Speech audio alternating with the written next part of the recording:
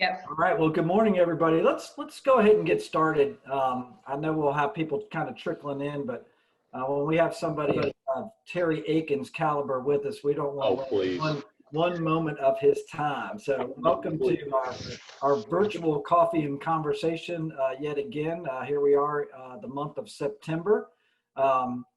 We really do miss our host, Carolina Theater.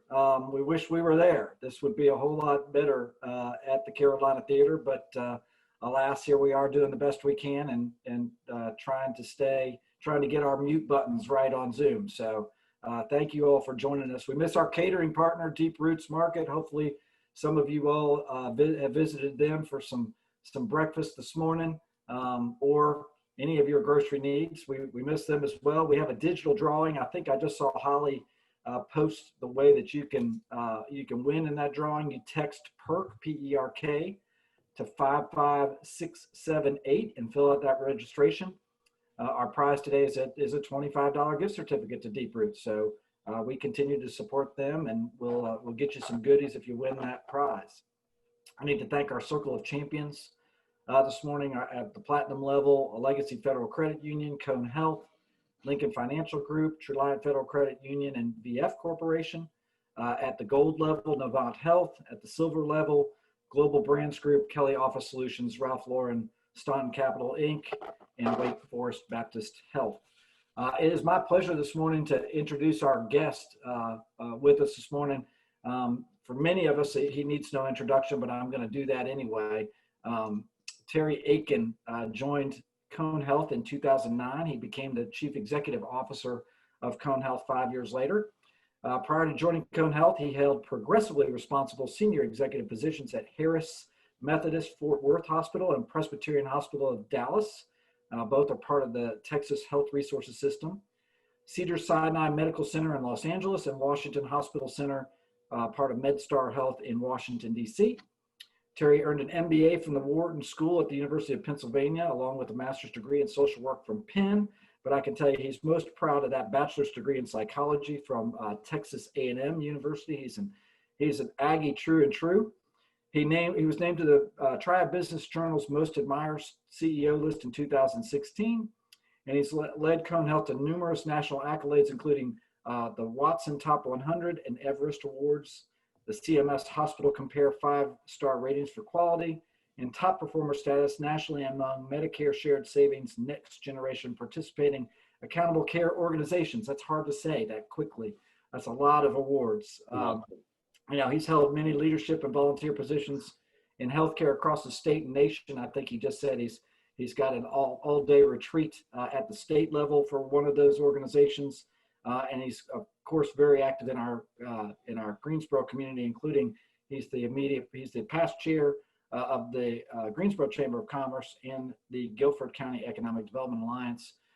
Terry, I'm going to turn it over to you so you can talk about it. You all have been relatively quiet in the past few weeks. I'm not quite sure why we have you on, but apparently you have some news to share. And for those of you all on the call as well, Terry has said he will be happy to address any questions if you'll just put them in the chat. So when Terry is done, I'll cull through all the questions on the chat room and be happy to put those in front of him. But Terry, I'm going to turn it over to you to talk about your news and Cone Health, where you are and what your plans are for the future. Well, Brent, I can't thank you enough for inviting me to participate in today's coffee and conversation. I really, really always look forward to the opportunity to be with community members. Like you, I'm sorry that we can't be live, but I think we're all adapting to this virtual world. So I appreciate everybody taking the time to be with us. Yeah, I really haven't had much to do lately. I think I must be close to 30 town halls and open forums, both internal and external. And one of the things that I told my team was that I would do town halls and WebExes until I'm tired of doing town halls and WebExes, because it's really the dialogue around this that's important, and it's a community conversation. We're a community asset, and it's one thing to read a press release. It's another thing see a TV interview or a newspaper interview. It's another thing to have a conversation. So really take seriously Brent's invitation to think about questions, concerns. I love juicy rumors. Anything is fair game for conversation after I make a few remarks, because y'all are part of this conversation. I want to make sure that it's as open and transparent as possible. Again, I really always enjoy being with this group, appreciate being with this group as immediate past chair. It's an honor to speak with fellow chamber members and supporters of our community. I really want to thank each and every one of you for all you do professionally, which supports our community, and then also as members of the chamber and through, I know, countless other pathways for involvement in our communities. It really makes a big difference. So thank you for that. I'll start with some background and some, context. So Cone Health has long been committed to really leading the transformation of healthcare itself. We sort of caught the bug, I'd say about 8 to 10 years ago. I still remember I was at a table with a group of physicians, and we're very fortunate and blessed to have some amazing physician leaders who work with us. But it was a physician who said, the future is coming. We can either shape it or we can react to it.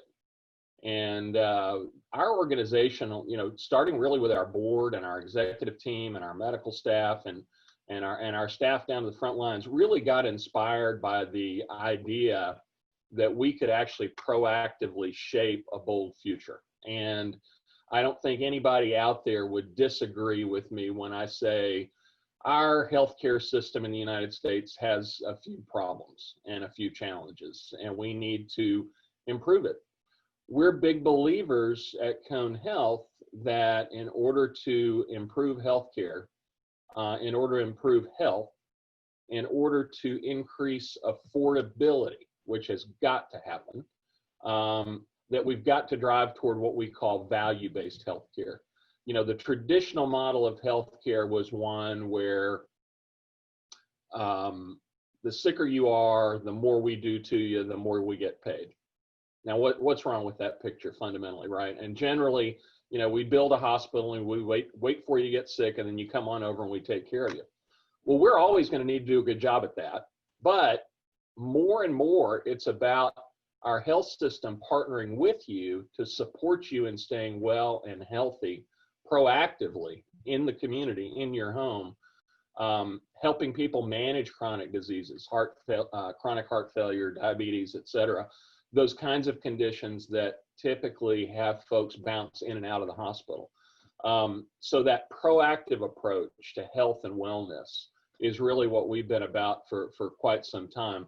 And also working toward getting payment and reimbursement models that align with that. That's one of the biggest challenges we have right now, is we still, in many cases, are paid for volume.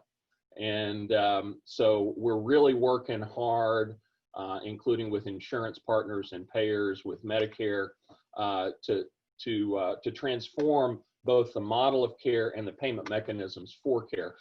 We're convinced it's the right thing to do for people in our communities far and away, to keep them well and healthy.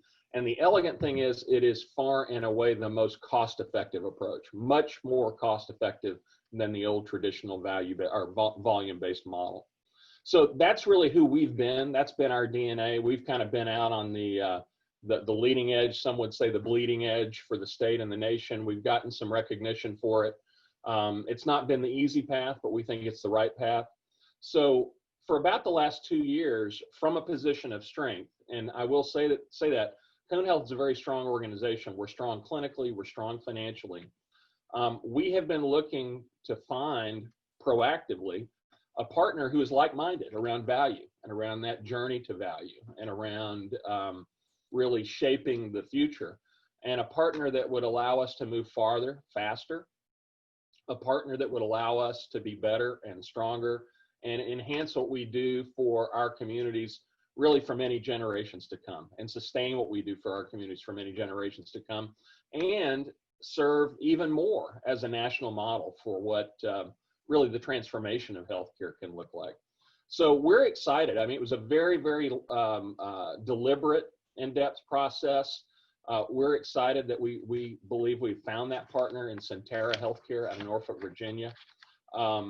You know, as we shared earlier in the month, and you likely have actually it was last month, time flies, and I know you've read and seen in the media, we've signed a letter of intent to merge with Sentara.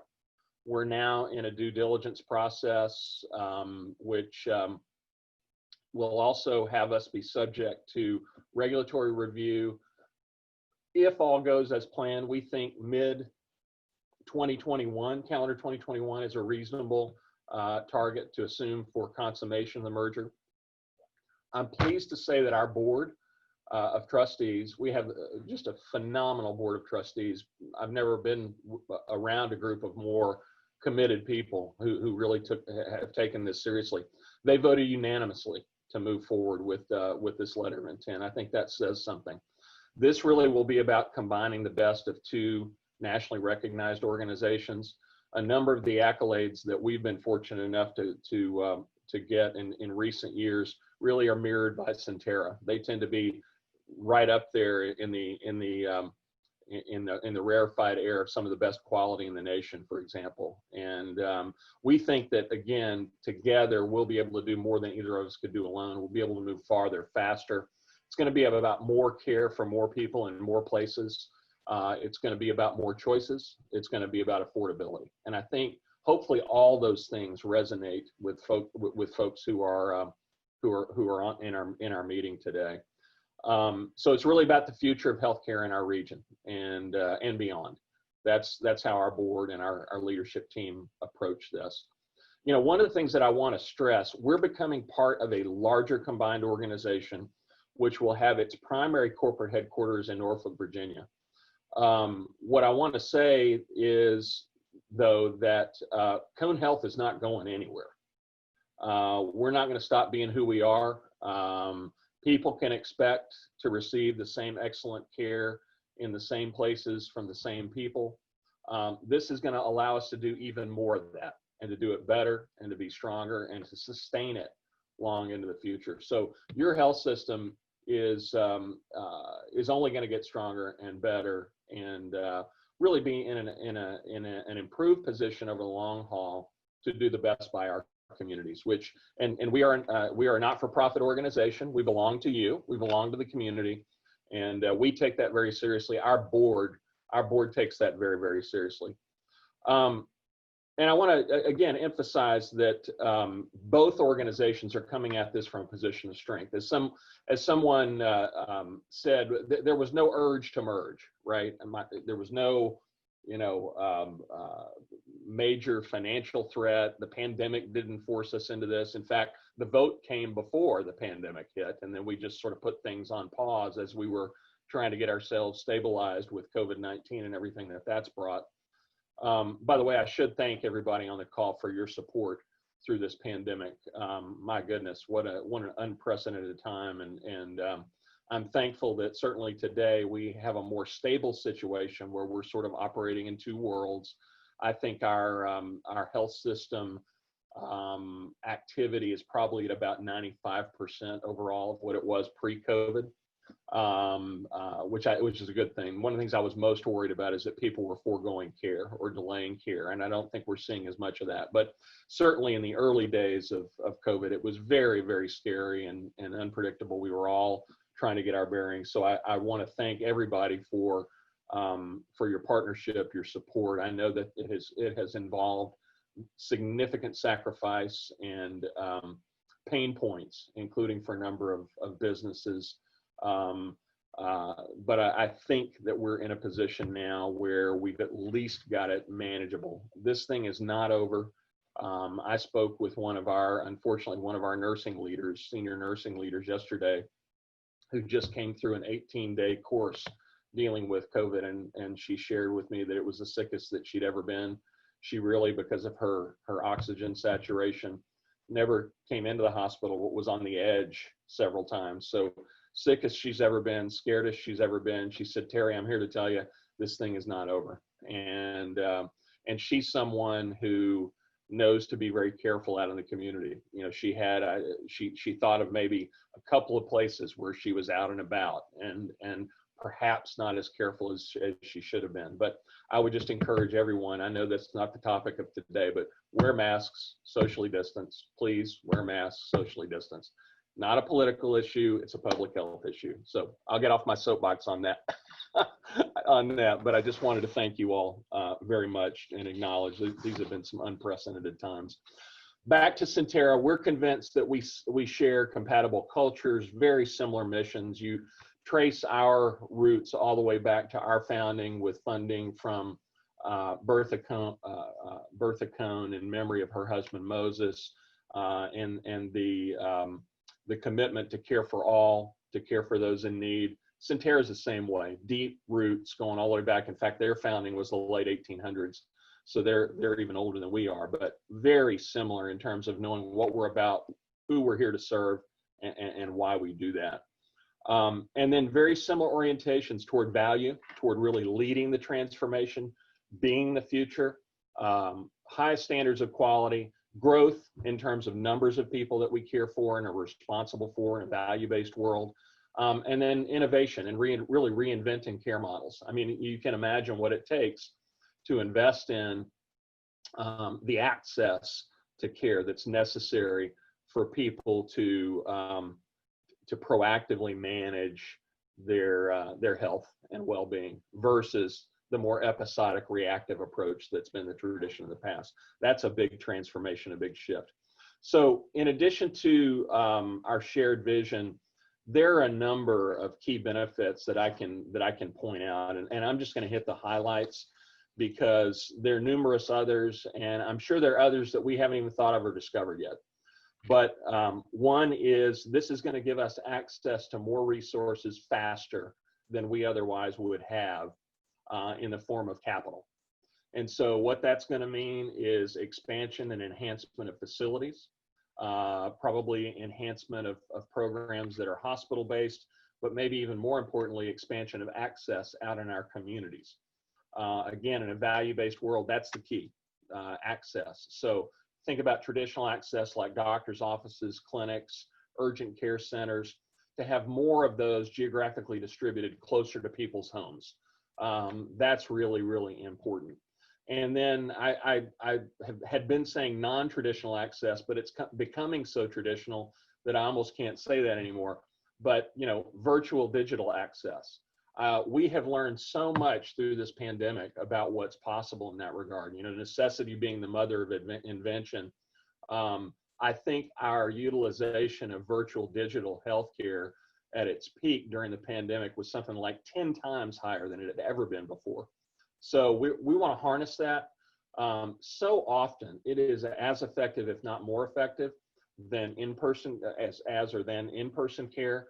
And it's so much more convenient, oftentimes for both the patient and the provider, right? And easier. And so all that goes together to spell better access, including in underserved areas. I mean, we've got some areas, some geographic areas in our communities and in our region that really are hurting for access. And whether that's virtual or physical access, we're going to make investments in what it takes to accomplish that.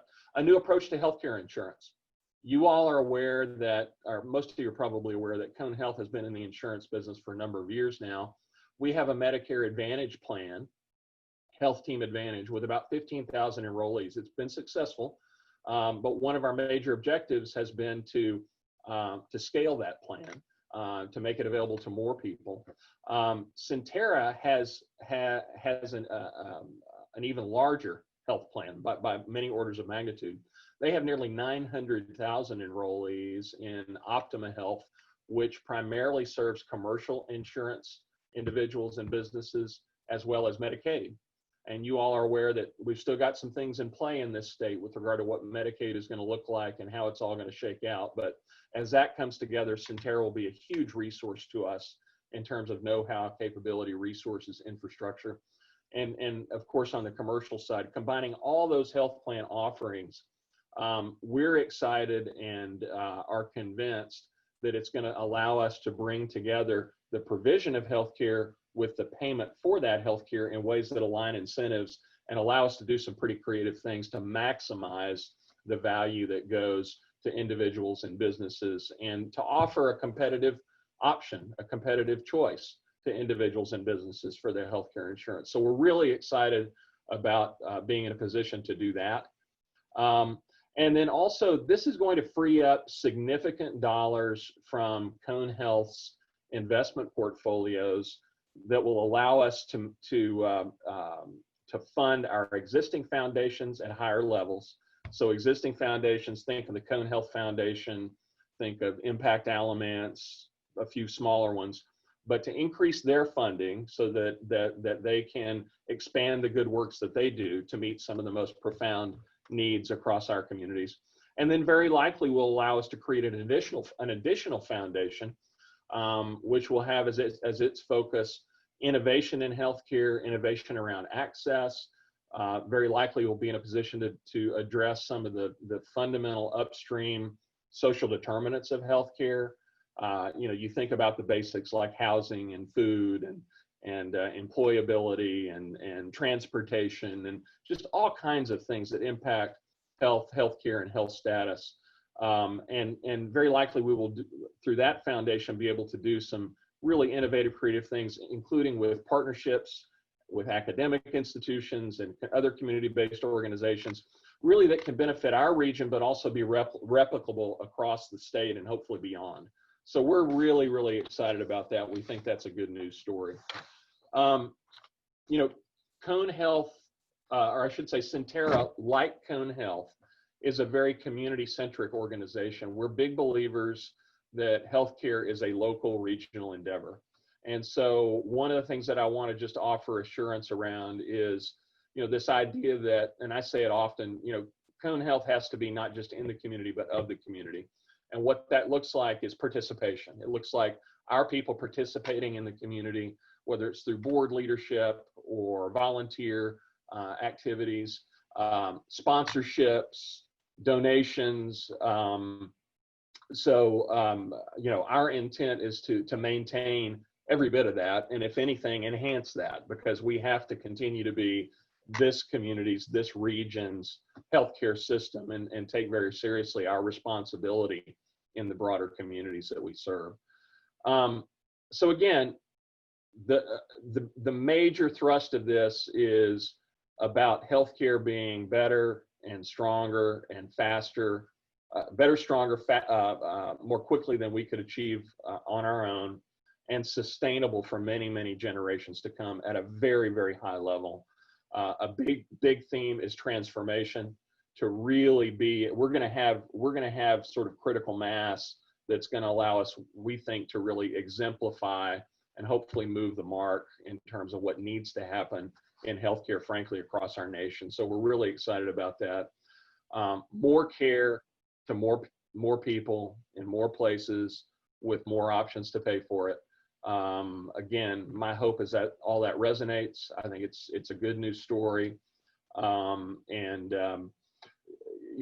been asked just to kind of anticipate what might this mean for jobs. Well, I can tell you that,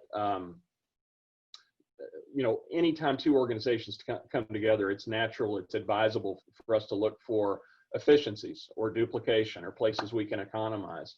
So we will do that. I can also tell you that was not a primary driver of this.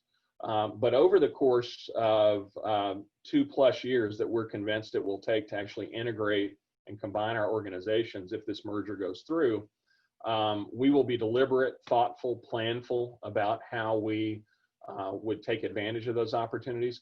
Both organizations also bring a strong commitment to no layoffs. If we have opportunities for certain kinds of consolidation or efficiencies, we'll address those through natural attrition, retirements, reassigning people, offering them other opportunities in the organization. So our people will remain really central. So while that may have some impact on jobs, counterbalancing that, keep in mind that this is expansive, right? So as we expand access, as we expand physical access points, as we invest in the platforms and people necessary to carry out digital virtual health full blown, to its potential, as we really expand our health plans, we will have a corporate office here, office here for our health plans. So all these really spell more employment opportunities for people in our organization and our communities. And we will be part of a larger combined organization, which I think, frankly, from a professional growth and development standpoint for our folks, really bodes well for some exciting options as things progress. So, Brent, I could go on and on, but as I said before, the most important part of this to me is the dialogue. Right. And in the spirit of that, I love open dialogue. There's right. No, you've heard me say before, the only dumb question is the one you don't ask. Right. So I would be more than happy to try and respond to any questions or concerns or comments from people in the crowd today. So let me ask a very basic question to start. So I had sure. my annual physical this week with a doctor who I love. Yep. Clean bill of health. Apparently I'm drinking too much cheer wine. I didn't know that was possible. The only issue that we had. But so what changes would this mean to me, going to that doctor next year for my annual physical? I think people are, when they get down to worries, they get down to, very low of my own physician. And the other thing I love is this My Chart application that you have that allows me to interact with them on a regular basis. What kind of changes can you see to that, if any? Yeah, really, I would say zero. I think that for you and others in our community, a lot of this, will take place in a way that doesn't impact you day to day. In fact, over time, I think it'll bode well for you because you'll have even more options for access. I think the way you can access for more minor things, virtual health will only be enhanced. So convenience for you and others will be increased. Your time to get an appointment should be improved. All those kinds of things. So same great people, physicians and other providers. Certainly My Chart. My Chart is an Epic-based platform. And the good news is that Centera is Epic-based as well. So that will make for some pretty seamless connectivity. And we'll be able to kind of bring the best of both organizations in terms of how we're fully leveraging and exploiting Epic, including through My Chart, to make sure that we're connecting with people. So I think there's just no downside in terms of what you're describing, for you day to day, Brent, or for any patient, so to speak. There's only upside over time, really. Gotcha. Yep. A question in the chat about local vendors. So what can local vendors expect to see when you have a combined hospital? Are we a whole bunch of new RFPs going to go out, and all of a sudden, vendors that we've been using locally turn into more regional or national vendors? What can local vendors anticipate as we go forward? Yeah, there's no intent to, there's kind of, as I said before, we view healthcare as local and regional. We have to be in and of our communities. We have to support our communities. I always tell our team, I want us to be objective as we look to contract with vendors or various companies or contractors. And if there is a viable competitive local option, we always try to lean into that, I think for obvious reasons. I don't think any of that's going to change. It's kind of if it ain't broke, don't try to fix it. So, I think by and large, the relationships that we have, including with vendors and contractors locally, will stay strong. I know that we're going to seek to further raise the bar and enhance our work with minority companies, minority contractors. We're all working toward that. So I think a lot of our objectives will remain the same, and a lot of them will be local, regionally based. Good. Another question from Jason Gray. once COVID's behind us, I think we were very fortunate that women's hospital was available. The old women's hospital was available, but beyond COVID, what happens to that facility? And do you have any plans for that? I've been asked that numerous times. It really remains to be seen. We are more than fortunate as a community and as a region to have had that facility available. In fact, I watched a video that the team made about sort of the story of that facility coming online. And Brent, I'll share it with you so that we can share it with the broader community. It's really very moving and inspiring, but you really do appreciate the fact that we've been able to have that there for our community and for our caregivers. And it's just helped us so much. But it really remains to be seen. That I think the long-term value there probably is the real estate value at this point. Yeah. The building is fine, but it's not the best constructed building. It's not really built for the long haul, and it would be tough to adapt it to very many things for the long haul. So we'll see. I mean, we've got Cone Health is not sure we ever meant to be, but we're in the real estate business, and so we're really trying to look at the real estate business value, clinical needs, long-term needs for program expansion and enhancement, and haven't made any final decisions yet on that. That's another thing that I'm sure this is true for many on this call, things that we were involved in that we sort of hit the pause button on when we got into the pandemic. Got a question from Ainsley to expand a little bit on what you were talking about with Centera being able to add, online or telehealth options and local appointment options, that sort of thing. Are we going to see more opportunity for that? Yeah. So again, kind of going back to one of the key benefits that I really like to tout. It's all about access, especially as we move toward more of a value-based healthcare model. It's about patient-defined, person-defined access. So how do you want to get your health care, and how do you want to get it on your terms?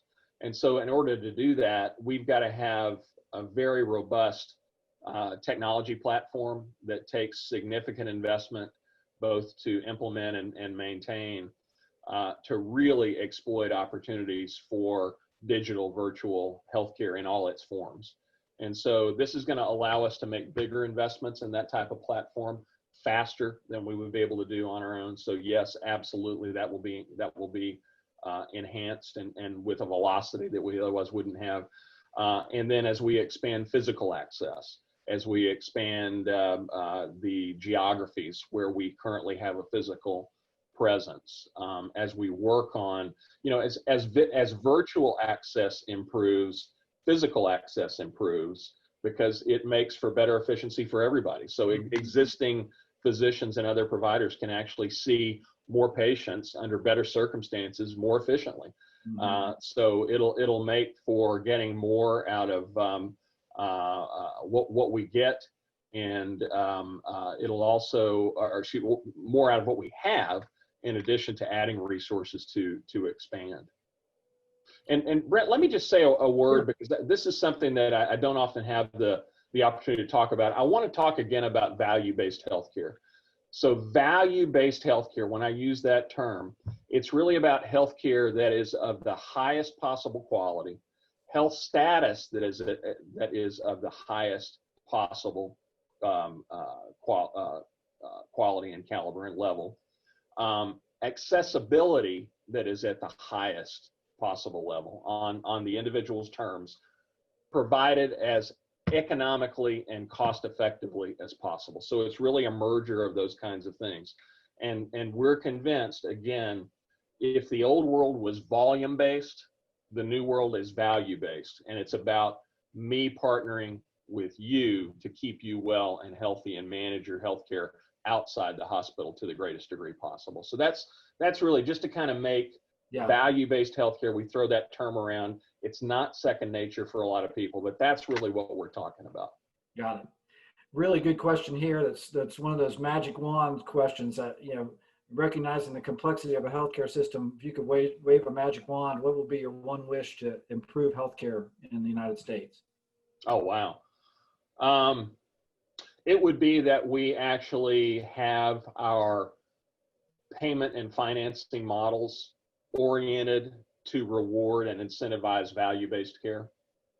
Right now, one of our biggest challenges in the industry is that we sort of exist in two worlds, right? As someone said, it's like you got a foot in two canoes.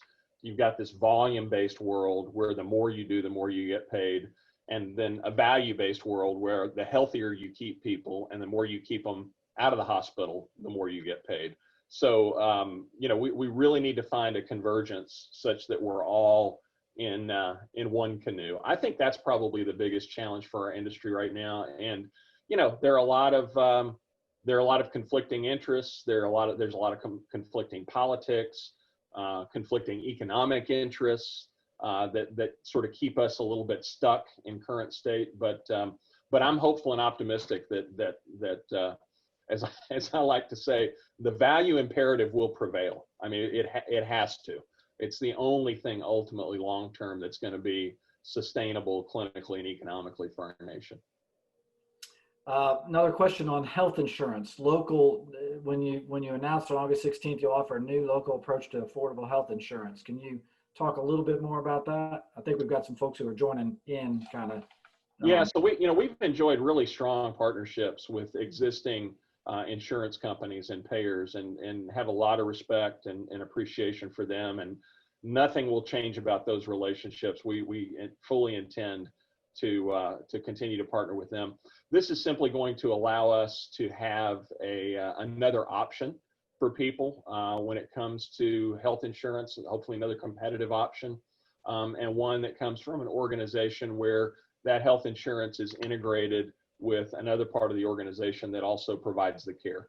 And it'll allow us to do some creative things in terms of financing, again, going back to aligning incentives around value. And it should benefit, it should offer some interesting opportunities for certain individuals and certain businesses. It may make sense. And that's really, so it's really intended as another competitive option. Gotcha. Yep. All right, last question. Is this the end of the Cone Health name in Greensboro? Absolutely not. Going all the way back to the founding, when Bertha Cone created the trust that ultimately built Moses Cone Hospital over on North Elm Street, that facility will forevermore be the Moses H. Cone Memorial Hospital. That is non-negotiable. Now, the larger question about naming is something that we chose. Some organizations really distract themselves with that and get bogged down in that early. We said, first things first, let's talk about substance, who we are, what we're doing strategically for our people, et cetera.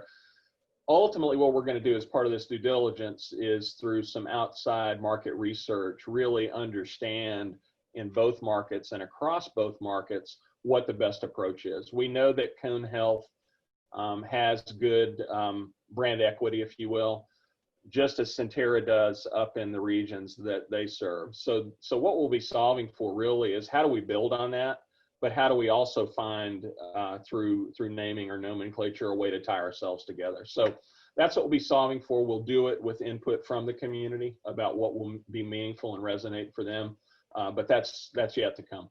Awesome. Well, a friend of mine was lamenting the other day that in 10 years, this Cone Hospital, with all this going on, we won't recognize what it looks like. And I quickly shot back and said, just so you know, that's a given no matter what. 10 years from now, this Cone Hospital, the way we know it, we won't know it anyway. We won't. And that that's goes right. about any institution that we're dealing with right now, this constant change. I appreciate and applaud you for taking the reins and making sure that we are well positioned in Greensboro with Cone Health to face the future of healthcare, and for you being so open about it and involving the community as best you could and as best you can going forward in this move. So, and thank you again for joining us this morning, Terry. We really, really appreciate your time.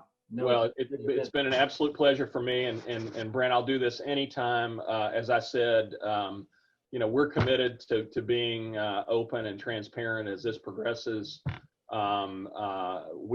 we belong to you. I mean, we're a community asset, and we have a variety of other open forums and town halls that are planned, and we'll be kind of doing these in phases as we have more and more to share. But certainly welcome folks on the call to join us again, either through those or maybe others that you and I through the chamber, Brent, would arrange in the future. You can also encourage you at your leisure to go to conehealth.com/future for if you really kind of want to track what's going on and where we are and due diligence, et cetera. We're trying to provide pertinent updates there as well. Great, thank you for that. And again, thank you, Terry. We'll let you go on to your next engagement for today. Thank you for joining us. Sounds great, and thanks to everybody for this opportunity, and appreciate you taking the time to be with us. Thank you. It's now my pleasure. I get to turn it over to Tracy Myers. Tracy's going to lead us through the remainder of the hour that we've got with you all. And so Tracy, take it away. Thank you, Brent. And thank you, Terry, for that wonderful sharing of information. I know we all appreciate it. Thank you, everyone who's called in today to participate. We are going to shift over to our virtual networking. So if you have your camera off, this is when we ask you to turn it back on so that we can see your faces. We will open up the opportunity for folks to tell us who you are and a little bit about your business. If you could, take no more than 30 seconds. We have a great turnout on the call today. And we will also be doing the digital drawing in just a few moments. Holly put that in the chat, so make sure if you have not texted that you text PERK to 55678 to enter. With that, we would ask that you raise your hand, or if you don't know how to use the raise your hand function, that you stick a message in the chat that you would like to share a little bit about your business. So if we could get someone who wants to go first, we either need a hand raise or we need you to use the raise hand button. Doug Copeland, I see your hand is raised. Yeah, I would like to introduce myself. I'm Doug Copeland, and I'm Executive Director of Business Development for Furniture Land Contract. And we are the commercial division of Furniture Land South that you may know a little better than Furniture Land Contract. We're not as well known as my job is to make our services in terms of commercial furniture and furnishings, commercial space planning, better known to the community. So Tracy, with that spiel, I will turn it over to the next person. Thank you, Doug. And Doug always wins for the best quote on his digital background. Everyone's on mute. Let's see, Ainsley, do we have another hand raised? I know John Wing just came up on screen. John Bennett is clapping or waving. Is that your raised hand, John? I'm not sure which I'm doing, but I'm doing one of them. I'm John Bennett, and I have a company called Fractional Sales and Management Associates. We work with our clients. We're an outsourced sales and management company, working with our clients generally 4 to 8 hours per week, providing leadership and direction with regard to budgets, sales leadership, operational leadership with those companies. It's certainly a pleasure to be here, and I really enjoyed today's discussion. If I can be of service to you, feel free to reach out to me. Just give me a call. Thank you. Thank you, John.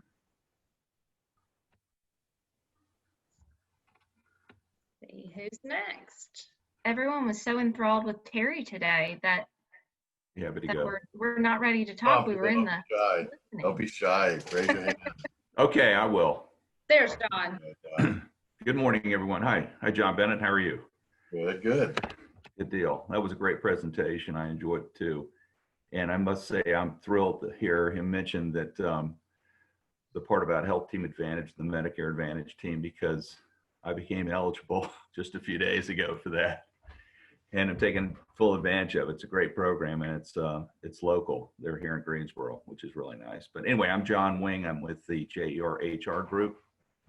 Sorry I'm so informal this morning, but it's one of those days. I am the Director of Business Development for JER HR. We are a full service HR consulting and training organization based in Greensboro, and we've been here for almost 20 years. We're also affiliated with a compensation planning and succession group in New York called JER, and therefore we merged a few years ago, and hence our new name. But anyway, thank you for the opportunity to make that announcement this morning, and I know several of you on the call, so if we can do anything for you, this is a very trying time. We do a lot of training and consulting in the area of diversity, inclusion, and equity, and that is unfortunately to some degree helping to sustain us during this difficult time. So if we can be of any help to any of you in that regard or any way in an HR support capacity, please let me know. Thank you. Thank you, John.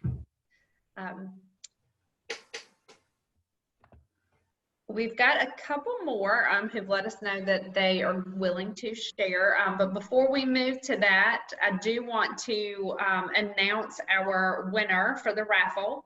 So Aaron Kennedy, you have won the gift card. And so Ainsley will be in touch on how to retrieve that. So Aaron Kennedy, we appreciate you entering, and you have won. Hadassah would like to speak. Let's shift over to Hadassah. Oh, Hadassah, I'm going to have to say it. You're on mute. Yes, I just said it to myself. I'm like, whoops, I knew somebody had to do it, and it was me. So I'm Hadassah Falvey. I'm a Liberty Mutual insurance agent here in Greensboro. And I know most people think of home and auto insurance when you think of Liberty Mutual, but we also offer multiple things to help you and your family, such as life insurance, critical illness policies, accident policies, pet insurance, annuities, jewelry policies, personal liability. So I'm here to help you with any of those. Just feel free to give me a call or send me an email. So that's it. Awesome. Thank you so much, Hadassah. It's nice to see you this morning. Glenn McVicker, you are up next. All right. I'm Glenn McVicker with O. Henry Magazine. Can you all see that? There we go. One thing very quickly. Last November issue, we did a new thing called the Guide to Giving. And it was so successful, we're doing it again. And it's a beautiful thing that a business like yours can sponsor a local nonprofit to have a profile in the Guide to Giving in the November issue. This way, there is no cost to the charitable organization whatsoever to reach over 40,000 affluent O. Henry readers. For more information, I'm going to give you my phone number right now. So please call me and I'll get you the information. Our deadline is September 30th. Okay, here's the phone number. It's 336-804-0131. Thank you. Thank you, Glenn. Tori Baker, good morning. Good morning. It's been a while. I don't know about the rest of you with this whole COVID thing. I'm used to being on the road, and we were taken off the road in March, and now I get excited just to go to the mailbox. I don't know, it's crazy. So anyway, my name is Tori Baker. I'm with BB&T, now Truist. I'm a financial wellness consultant. So if you have a company and you have some employees who need some help with their financial well-being overall, please reach out to me. You can find me on LinkedIn, or you can reach me at tori.baker@bb&andt.com. So it's great to see everybody, and I hope everyone has a great day. Thank you. Awesome. Tori, make sure you put your contact info in the chat so everybody can grab that there too. Will do. All right, who's next? Oh, I see Vanessa has her hand up. Vanessa, we'll shift to you. Good morning, everyone. I agree with Tori that this is different situations in which we have to, just going to the mailbox and doing virtual meeting workings in a different, completely way that we were used to and not interacting anymore. I work with Northern Media, where a Hispanic media company in the Carolinas. We do TV, newspaper, digital, and radio in the Carolinas. So we are in Greensboro. Try at Winston-Salem in case you want to advertise towards the Hispanic community. We are your #1 solution. So if anyone here is interested in reaching this community, please contact me. I will put my contact information in the chat box also. Thank you. Awesome. Thank you. All right. Russ has his hand up. Good morning, Russ. Hey. Hey, everybody. Hey, Tracy. I'm Russ with the Legacy Federal Credit Union. Similar to Tori, I am usually on the road, but not so much, obviously, the last 6 months. I partner with companies to be able to offer a legacy membership out as a benefit to their employees.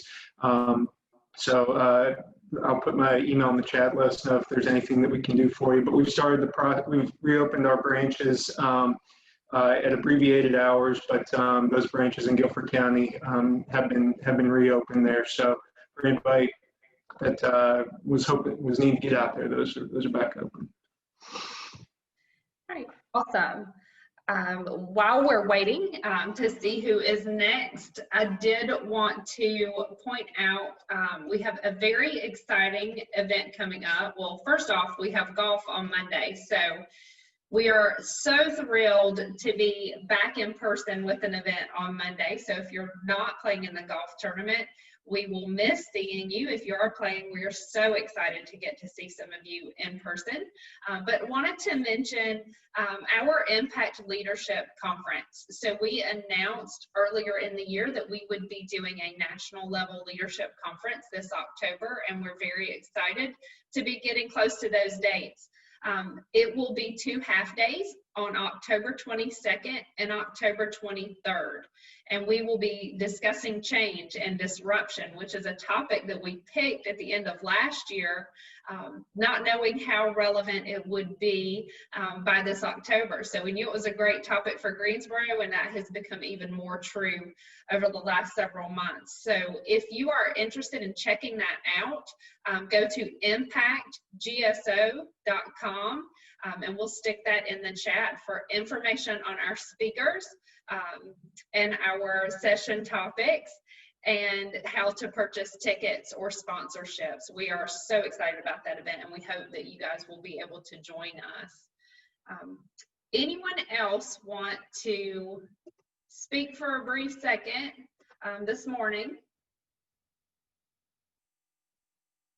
I don't see any hands. Ainsley, do you see anybody? No hands on the participant list. No? So thank you again to all of our Circle of Champions sponsors, to Terry and Cone Health, also to our Impact sponsors. We see several of you on the phone. So our 2 title sponsors for our leadership conference are Truist and Cone Health. So I see several of you folks. We're so excited, and we do appreciate your support. Have a great Monday, and we look forward to seeing you again soon. Bye, everybody.